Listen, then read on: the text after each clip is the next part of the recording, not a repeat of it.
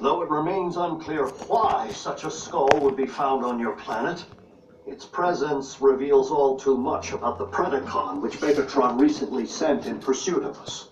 You mean that dragon bot we put on ice? Except that Predacons have been extinct since, well...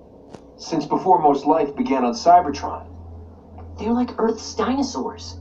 Which means for you guys, running into one would be like us meeting a T-Rex. So then what were Dinobots? Totally different. With Megatron's seeming new interest in the excavation of prehistoric skeletons, and a certain scientist back among the Decepticon ranks, It would stand to reason that Shockwave cloned the beast from one such find. And now Megatron's looking to clone another. What makes you think Buckethead would stop at just one? We could have beast wars on our hands. and if Shockwave only requires a single strand of CNA from which to clone a beast... He already possesses what he needs to engender this one. Autobots, we must become beast hunters. One thing still doesn't follow. Predacons went extinct on Cybertron. So what would their bones be doing here? On Earth? I mean, isn't it just a little preposterous? They are not the remains of Predacon, Starscream, but rather the remains of Predacon clones. For you see, our recent Autobot hunter wasn't the first bestial super soldier Shockwave ever attempted to breed from prehistoric matter. During the war for Cybertron, I sanctioned the dispatch of a small army of these Predaclones to Earth to unleash the beasts on unwitting Autobot forces stationed here.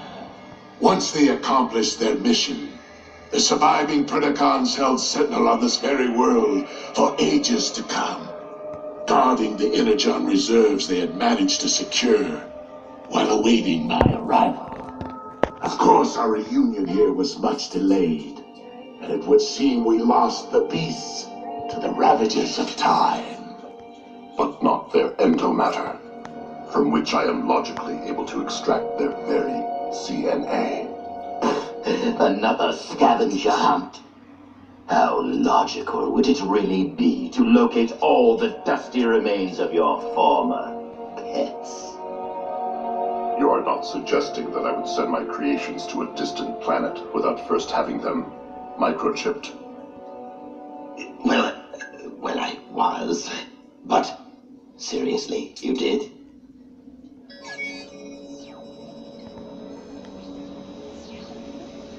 From our historical texts. But those are metal versions of creatures from our Greek mythology and medieval literature.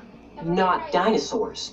It would stand to reason that Predacons did indeed walk upon this earth in ancient times, as they seem to have been the basis for much of humankind's folklore, illustrating once again that the pasts of Earth and Cybertron are inextricably linked.